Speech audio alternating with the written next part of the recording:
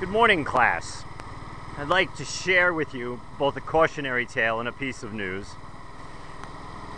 My Bichon has been sitting for a year now while I tried to figure out where this dastardly oil leak that it was suffering from was coming from. I had it down, I replaced the head gasket on it twice, nothing seemed to cure it. I, for the life of me, could not seem to track down this oil leak. Now, those of you who've been around Scoot Dog and places like that for quite a while will remember that 4 years ago I had to do a valve spring replacement on the cylinder head on this. They had broken. And so I did the job then with, oh, and listen to this thing. Doesn't this sound gorgeous? I mean, considering here, look.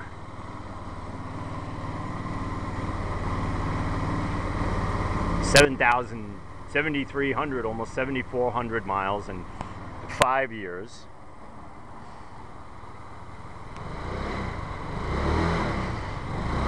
Damn near sounds like new. Oh, we shut that off. Now, I finally tracked it. Well, actually, I suspected that the problem lay in the cylinder head someplace.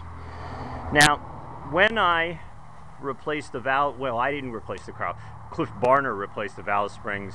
He put in heavy-duty springs for me and a very beautiful set of valves that are certainly not stock. Okay, now you see the problem. You notice this piece sitting here? Okay. 4 years ago, when I tightened down those two little 6 millimeter, 8 millimeter head screws, I over-tightened them. And repeated heatings and coolings finally caused the cylinder head to fail. This is where the oil was leaking from. There's like gobs of oil that flows up this cam tunnel, and it was just hemorrhaging out through the cracks. I found it this time when I took it apart after I ordered a head from Scrappy Dog, figuring that I was 99% sure this was the problem, and when I took it off, this piece fell right off. Okay, back to Cliff's thing. Let me see if I can show you. I don't know if it shows.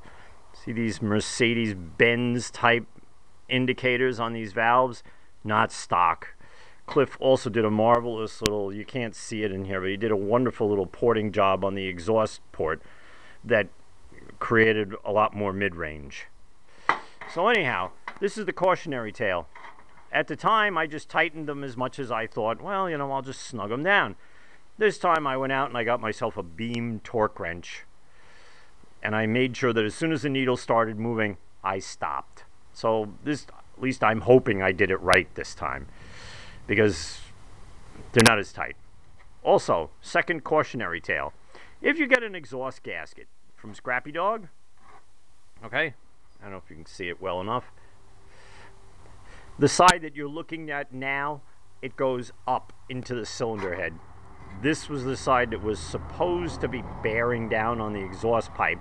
And I was thinking, well, I want to seal it. I guess the gasket material, this side should be up on the cylinder head. No.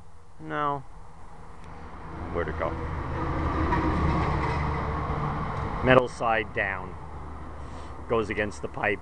And the gasket goes up against the head. Somebody once said about Irv Kanemoto, the famous race tuner, he stands head and shoulders above his peers simply because he's standing on a bigger pile of broken parts. I'm starting to get up in the world. Thank you for listening.